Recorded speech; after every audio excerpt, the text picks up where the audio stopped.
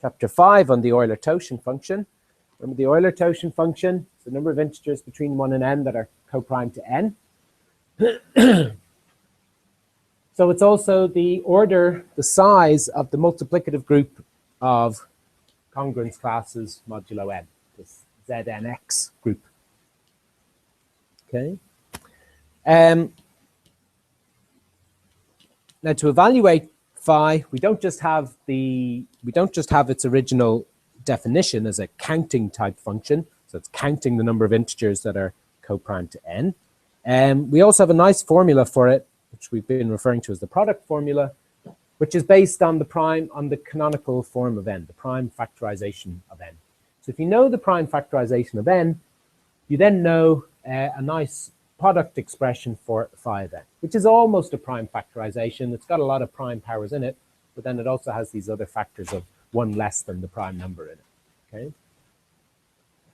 Now that was a very nice proof of that we did. It was a nice, meaty, substantial proof, which was a proof by induction on the complexity R, or the length R, of the prime factorization of n. And so the induction step was proving that the function phi was multiplicative. So phi, to evaluate phi on a product, a times b, where the a and b were co-prime, then phi of a times b was simply phi of a times phi of b.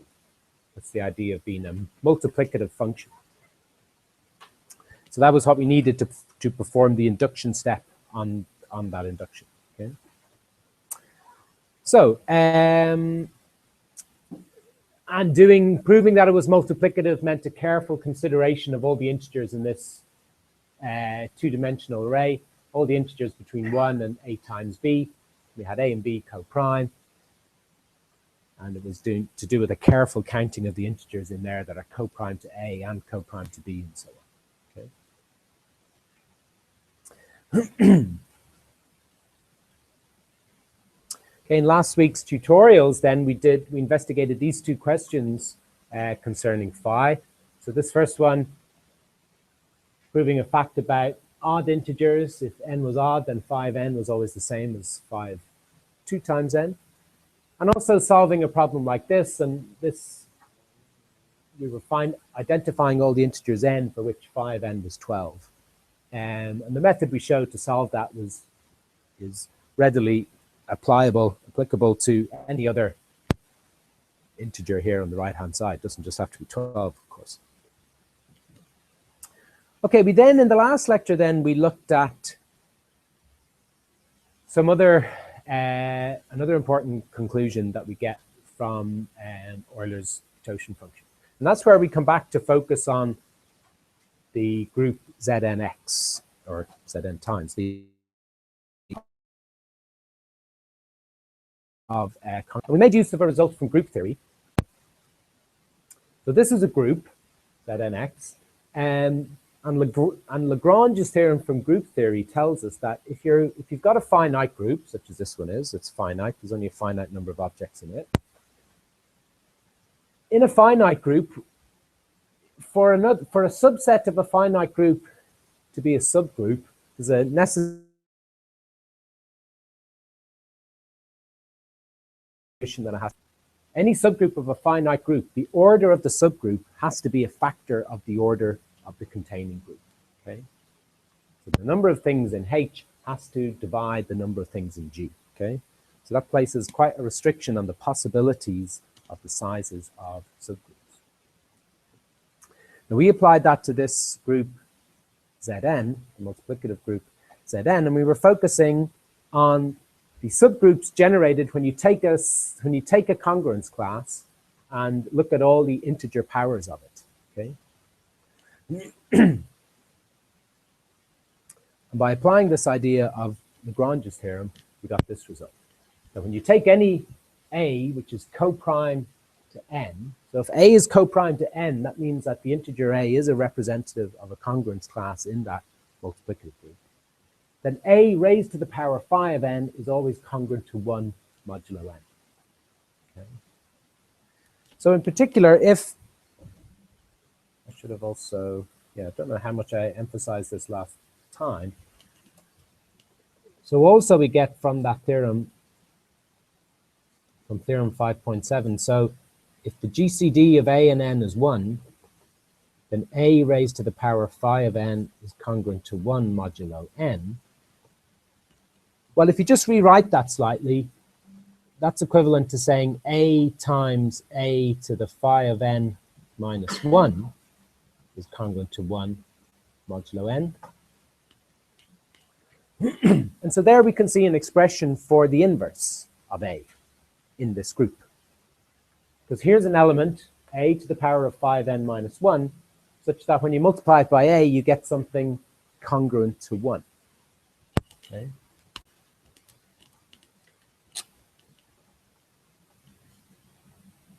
So this gives us a way to determine inverses in Zn times, in the multiplicative group of congruence classes, i.e. the inverse of an element A will simply be that element A raised to the power phi of n minus 1 inside that group. Okay. Well, this is really nice. It allows us to view the inverse of an element as a certain power of the element, and it allows us to exactly describe what the power is. The power is phi of n minus 1. Okay. So this gives you a better understanding of the inverses in this group, I think. Because what was our way previous to this for identifying these multiplicative inverses? Previously, we obtained A inverse. Well, we might have obtained it just by just searching amongst all the elements, looking for the one that when you multiplied it by A gave you 1. The other more systematic method we had was using the Euclidean algorithm. So we obtained it from applying the Euclidean algorithm to A and n.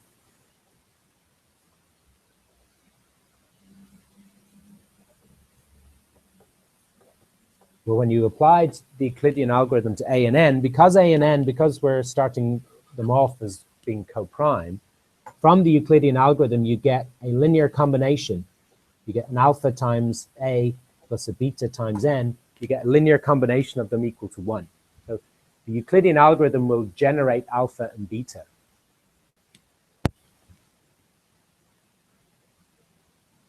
And then the congruence class of A is the inverse of the congruence class, the congruence class of alpha is the inverse of the congruence class of A in Zn. So we did already have a systematic way to find the inverse of an element in this multiplicative group. We could run the Euclidean algorithm on the pair A and n. We would find that their greatest common divisor is 1, although we kind of knew that anyway when we were in this setup. But anyway, when you find that their greatest common divisor is 1, so that means A does represent an element in the multiplicative group. Congruence class is modulo n. You then run the second part of the Euclidean algorithm, remember, where you work backwards up through the integer divisions, and you end up constructing the alpha and beta. So the Euclidean algorithm constructs those two coefficients in a linear combination of the original pair of integers that is equal to their greatest common divisor. Okay. So we did have a machine to generate the inverse, but the problem was it was a little bit mysterious about what this alpha was. It kind of just fell out of the algorithm at the end. It came about as a mixture of all the coefficients that occurred in all the integer divisions that you did. So it popped out of the algorithm.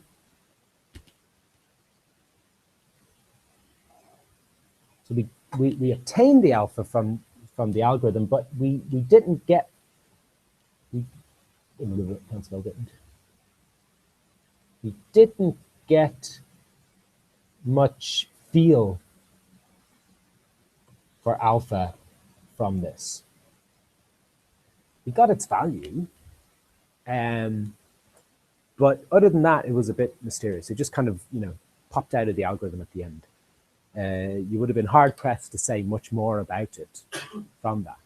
Whereas this, using this approach, using Euler's totient function and the fact Lagrange's theorem about groups, we get another way to obtain the inverse. So to obtain the inverse for A, you raise A to the power of 5n minus 1. It feels to me much more, perhaps a better way to think of the inverse, because now the inverse of an element A, we know it to be a certain power of A. And we know exactly what the power is. It's one less than the size of the group. Okay. Now, there may be smaller,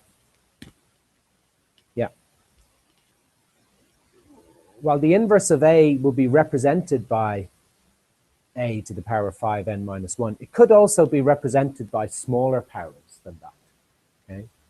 But it will always be represented by that. Okay.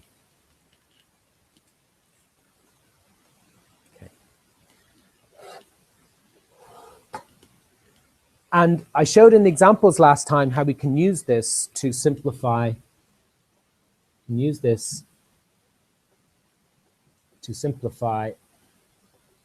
Simplify powers in this group, Zn times. When you're working with powers of congruence classes, or when you're trying to work out the congruence class of a power modulo n, you can use this fact to simplify these. Okay. Just to explain this, thinking in terms of the cycle length that we talked about before. So what was the cycle length? The cycle length was when you took an element of this group and we looked at, okay, well, a to the 0 was always the identity. And you got a to the power 1, which is a. Then you went to a squared, say, a cubed. And you went a certain number of steps, and eventually you came back to the identity. So taking powers of the element A sends you in a cycle. You're beginning at the identity with a to the power 0, then you go to a to the power 1, and there's a certain number of other steps, but eventually at some point you have to come back to the identity, because there's only a finite number of things in the group to go around. Of course, it's an interesting problem. You also have to prove that, well, you can't rejoin the cycle. You can't arrive back at A before you arrive back at the identity. That's actually a little problem that requires a proof. But we could just say that these cycles close by returning to the identity, first. Okay. You can actually set that as a little result to prove that one of these powers can't arrive back at A, say, before it arrives back at the identity. The only way it can arrive back at A is by first arriving back at the identity and then taking one higher power, and then you get to the A. Now, the length of this cycle, the number of arrows, so the length of this cycle equals the number of arrows, or the number of points on the cycle. Euler's theorem, Euler's theorem 5.7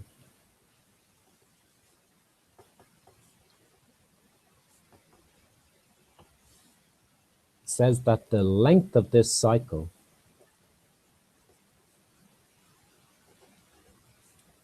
is a factor of phi of n.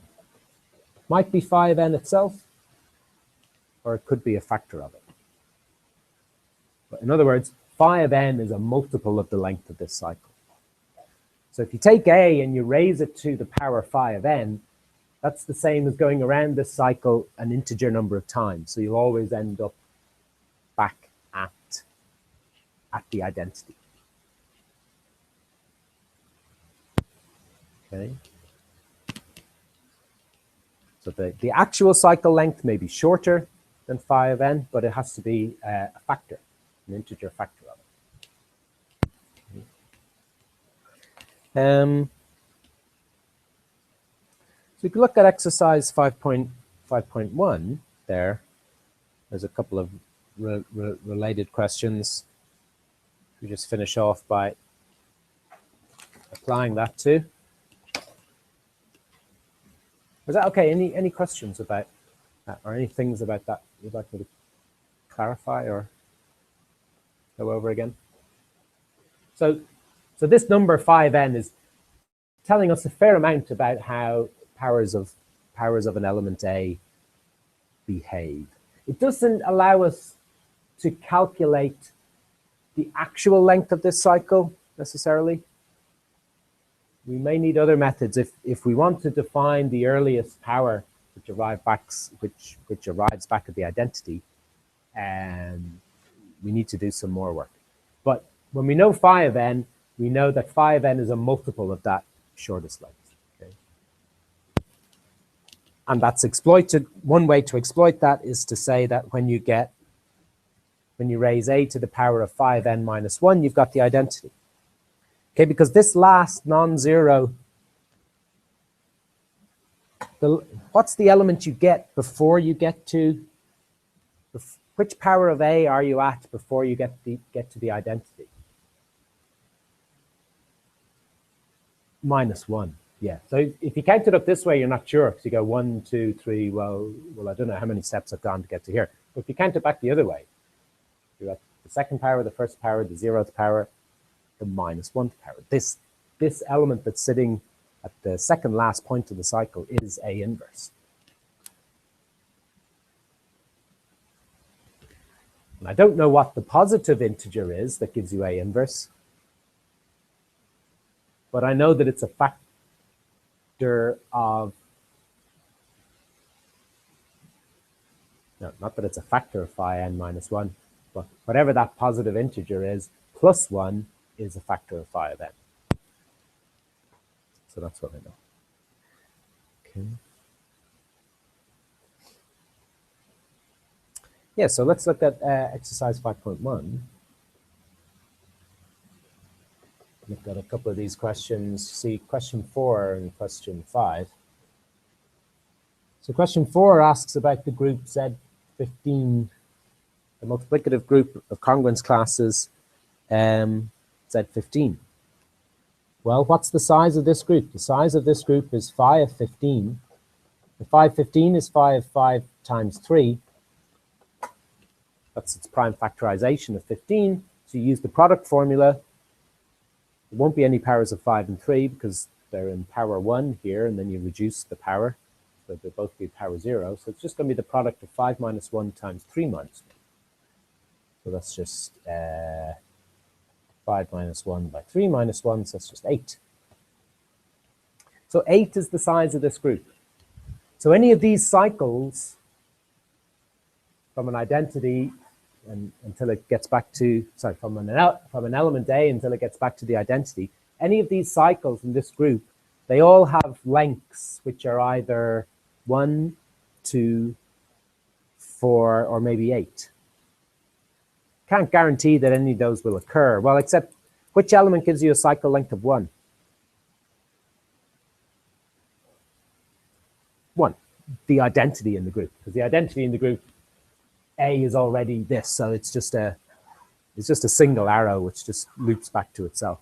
It's just that's the simplest the picture is.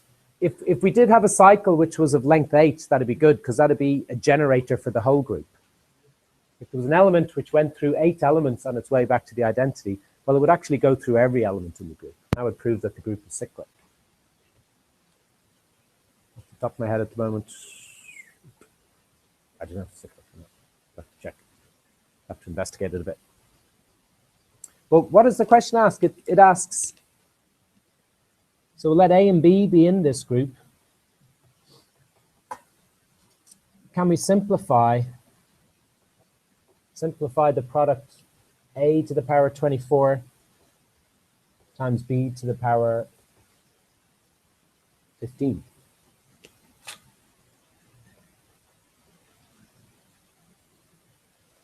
Well, yeah, we can simplify that because, look, A to the power 24 is A to the power 8 times 3. And b to the power 15 is b to the power 16 times b inverse. So I rewrite that. I rewrite this product of powers of a and b in terms of powers of exponent 8. It's a to the 8 cubed gives me 24. A to the 8 squared gives me b 16. So I'd have to have a b inverse to bring it back down to b 15. But now these two, by Euler's theorem, these two are just 1. A to the power of 5 n is just 1. So this is 1 cubed times 1 squared. So this is all just 1. So the whole thing simplifies to b inverse. So it's a lot better way to talk about this element rather than a to the power 24, b to the power 15.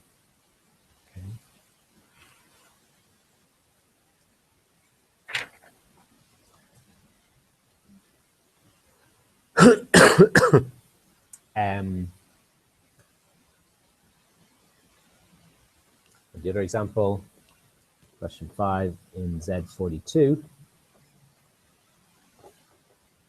So that's 542, which is 5. 42 is 7 by 6. So that's 7 by 3 by 2. And so the phi is going to be 6 by 2, which is 12.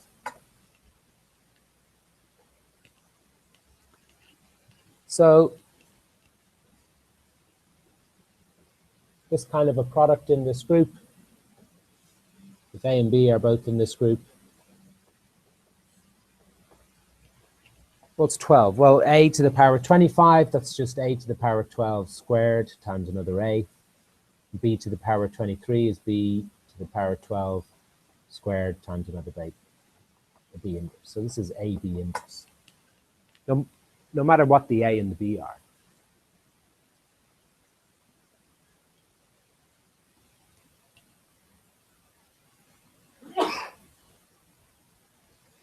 So it's this principle I'm kind of displaying there in a little bit general, because I'm talking about just a general pair of elements a and b from this group. But this is the same principle that I was using. Same principle we used in tackling, what did I tackle? I tackled 2014 to the power 1975 modulo 39. The other in, when did we do that? Last week. We worked with 539.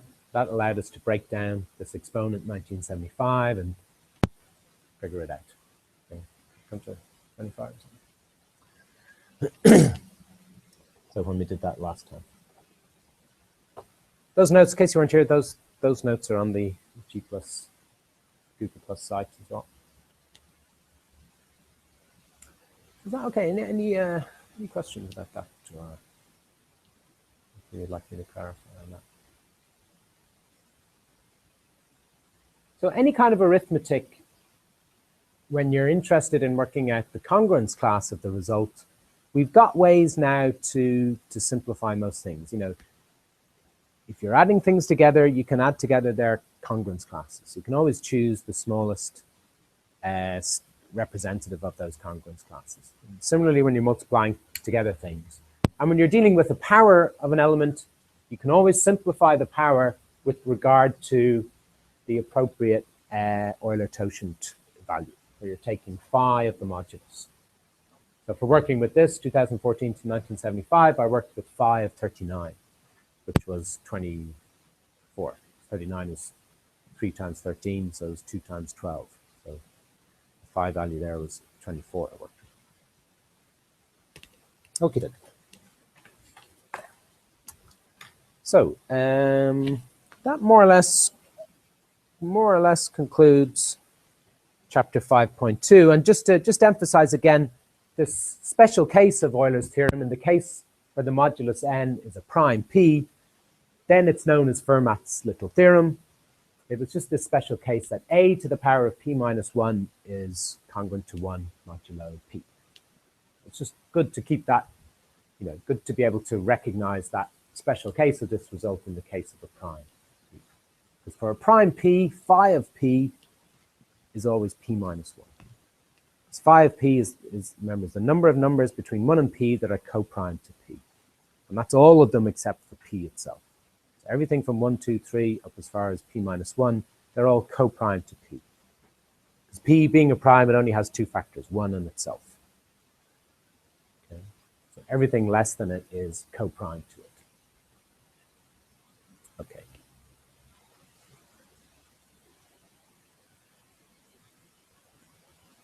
Okay, so that kind of brings us to chapter 6. So I'd just like to give a bit of an intro to it here. It's kind of chapter 6 and chapter 7 go together, kind of.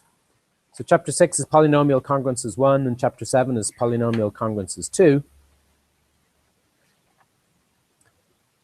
The overall aim of these chapters is coming up with a way to solve these kind of problems, to solve polynomial congruences. So solving problems that look like find the x's such that f of x is congruent to 0 modulo n. Okay? And we will end up describing a method which can solve these. Okay? But we need to just introduce it carefully and just say exactly, exactly what we're talking about when we're saying find the solutions of this and so on. So polynomials have are an interesting history. Studying, searching for the roots of polynomial equations, not polynomial congruences, but just trying to find the roots x, the real numbers x that would solve a polynomial f of x equals 0. That kind of general problem drove a lot of early mathematics, and indeed it was in trying to solve that kind of general problem that led Galois to develop a lot of the ideas underlying modern group theory, and he kind of started the subject of group theory. But coming back to what we've done, back in chapter 4, where we introduced congruences, we had this collection of exercises in 4.1, where we were talking about how the operations of addition, multiplication, and so on, how they fitted well with congruences. Let's just glance back at them. And they culminated in the last question of the section. Worth looking at them again, just to appreciate it. Back here somewhere, back up here.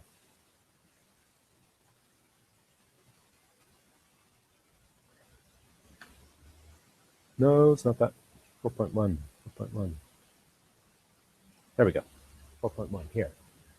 So we started off by saying, so in these questions, A and A prime were a co-prime pair, and B and B prime were, A and A prime were a congruent pair. They're congruent to each other, modulo n, and B prime were congruent to each other, modulo n. We showed that the operation of addition fitted well with this setup. So that A plus B was always going to be congruent to A prime plus B prime. Similar story for products. A times B was always going to be congruent to A prime times B prime. And if you're adding any other fixed object C on, fixed integer C on, if you add it to A or if you add it to A prime, okay, you'll get different integers, but you'll get congruent results. Similarly, if you multiply A and A prime by some other fixed integer C, the results will be congruent to one another because A and A prime are congruent to one another. Same held for powers. If you raise A to a power K, you'll get something that's congruent to A prime raised to the power K. When you put all those together, you get this result that for any polynomial with integer coefficients, when you evaluate the polynomial at A, and you evaluate it at A prime, okay, you'll get different integer answers, because A and A prime are potentially different integers, but you'll get congruent answers, modulo n, okay? Because these operations, addition, multiplication, addition of some other fixed thing, multiplication by some other fixed thing, raising to powers k, those are all the ingredients of a polynomial, yeah? Any polynomial f can be constructed out of a collection of those types of operations. Okay? So we made that important observation that polynomials with integer coefficients, so initially when you first meet those kind of things, polynomials with integer coefficients, you think of them as functions on the integers. But now that set of exercises, that shows that really we can think of a polynomial with integer coefficients as being a function defined on congruence classes. Okay. Modulo any particular modulus. Okay. So if we have a modulus n, and if we have that x is congruent to y, then it'll always be the case that f of x will be congruent to f of y modulo n, whenever f is a polynomial with integer coefficients. Okay? So as I say here, you know, we view that as saying that polynomials with integer coefficients fit well with congruences. Now, I've already said it more times than I care to do in my life, so we're going to cut that phrase down, polynomials with integer coefficients, just going to cut it down to polynomials. Okay, so for the rest of the time in this course, whenever we say polynomial, we mean a polynomial with integer coefficients. Okay, because we don't want to hear me say it over and over and over again. Okay. So our task in this chapter and the one after it is to be able to solve problems like this, to solve a polynomial congruence. So find, well, are we going to try and find the integers x which solve this? Well, not really. We're going to be looking for the congruence classes, modulo m, which solve this. Okay? So we make that point now in a moment. Yeah, so just a little bit of a comparison with polynomial equations. What do we know about polynomial equations? Well, we do know of this result called the fundamental theorem of algebra. And that asserts that if you've got a polynomial, okay, with real coefficients, not just integer coefficients, if you've got a general polynomial of degree n, and you're just looking at numbers, real numbers, this result tells you that, well, that polynomial will have n complex roots when you count them with multiplicities, because sometimes you can have a repeated root. So there's a very nice result for polynomial equations. A polynomial of degree n has n solutions. Some of them might be complex. So it's degree n, it has n solutions. Very nice direct link between the degree of the thing and the number of solutions it has. Is the situation as simple, as straightforward for polynomial congruences? If your polynomial has degree k, are there k solutions to this? Could it be that similar? Well, if we look at an example, we'll see that that it isn't. Okay. So first of all, we just make the point that when we're looking for solutions to a polynomial congruence, what we're really looking for is looking for the congruence classes, modulo m, that solve it. Okay. Because there will, if there's anything that solves it at all, if there's any x which solves this congruence, then there'll automatically be an infinite number of them. Because if I find one integer x which solves this, if I take any other integer that's congruent to x modulo m, it too will be a solution. With any other y which is congruent to x, it'll also be that f of y is congruent to 0. Okay? So we're not interested in counting the number of integer solutions, because if there's any at all, there'll always be an infinite number. What we're looking for is to identify how many of the congruence classes modulo m are solutions of that. Okay. But could there be a nice easy link with the degree of the polynomial? Well, there's a couple of examples here which destroy all hope of that. So here's an example of a degree 1 polynomial. It's just 2 times x. 2 times x minus 3, say, is the polynomial. So you might think of finding the solutions of this congruence. Are there any integers x, or are there any congruence classes represented by an integer x that solve this? Well, there aren't, because we can observe that the quantity 2x minus 3 is always odd. Okay, so it's 2 times something minus an odd number. So it's an even minus an odd, so it's always odd. But we're asking for 2x minus 3 to be congruent to 0 modulo 4, i.e. we're asking for it to be divisible by 4. But you can't have an odd number that's divisible by 4, can you? If you're divisible by 4, you're even. Okay? So there are no integers x at all which solve this. Okay? So sometimes, that tells us sometimes polynomial congruences don't have any solutions at all. So certainly that destroys that very simple link with something of degree n has n solutions. Because here we have something of degree 1 and it has no solutions at all. But another example, if you look at x squared minus 1 being congruent to 0 modulo 8, so this is a degree 2 polynomial congruence. Well, since we're only talking modulo 8, we can just test all the possibilities. So 0, 1, 2, 3, 5, 6, 7, all 8 of the possibilities. Well, when you test them all, you find that, yeah, you do have some solutions, 1, 3, 5, and 7. You've got 4 different solutions there. These are 4 different congruence classes, modulo 8. 3 squared is 9, minus 1 is congruent to 8. 5 squared is 25, minus 1 is 24, which is 3 times 8. 7 squared is 49, minus 1 is 48, which is 6 times 8. So you got 4 different solutions. Something of degree 2 has 4 solutions. So the first example was something of degree 1, had no solutions at all. Here's something of degree 2 has 4 solutions. And you can find lots of examples like this. So that kind of destroys any hope for a nice simple result like the fundamental theorem of algebra. It isn't the case that something of degree n has n solutions when we're talking about polynomial congruences. Okay? Sometimes there mightn't be any at all. Sometimes there might be more than the degree. Okay. So, okay, that's bad in some sense, but it also means it's good. It means that there's some interesting, more complicated structure there to analyze and identify. It isn't just this simple thing that degree n is n solutions. There's something more complicated going on that needs to be understood.